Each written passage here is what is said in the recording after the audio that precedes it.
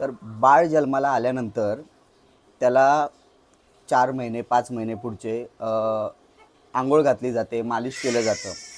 तर ते मालिश करताना जन्म दिवशी बाळाचा ज्या दिवशी जन्म होतो त्या दिवशी त्याला आंघोळ घालू नये असा काहीतरी समाजात समज आहे.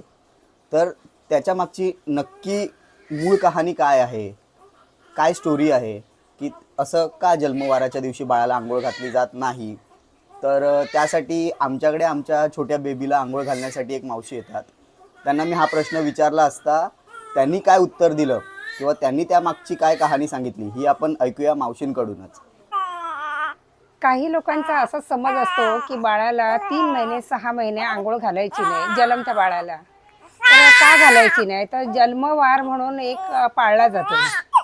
तर जन्मवार पाळला जातो, पण त्याचं कारण काय, कारण विचारलं तर कोणाला काही सांगता येत नाही. पण माझ्या माहितीप्रमाणे मी सांगते की जन्मवार हा का पाळला जातो. पूर्वीच्या काळात खूप अशिक्षित माणसं होती, शिकलेली नव्हती, त्यांना काही एवढी समज नव्हती. तर त्यावेळेला त्यांनी असं सांगितलं की जन्माला बाळ आल्यानंतर आपण एक दिवस ना तो असा करूया की आपण एक दिवस, आठवड्यातला एक दिवस बाळाला आंघोळ घालायची नाही. आंघोळ घालायची नाही म्हणजे तो जन्मदिवस पाळला जातो, म्हणजे आपल्या लक्षात राहील की ह्या दिवशी ह्या वाराला बाळ जन्माला आलं. ही समज त्यांची ती पूर्वीपासून जी समज ही बाळासाठी म्हणजे घरच्यांसाठी समज. आता मी सांगितलं माझ्या मुलीला किंवा सुनेला, सून पुढच्यानं सांगणार, माझ्या सासून मला सांगितलं, अशी प्रथा चालत आलेली आहे आणि चालत आलेली ते आतापर्यंत तशीच प्रथा चाललेली आहे.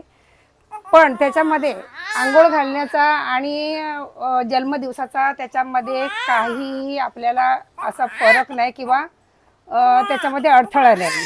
तर बाळाला जन्मदिवस हा पाळायची काही गरज नाही.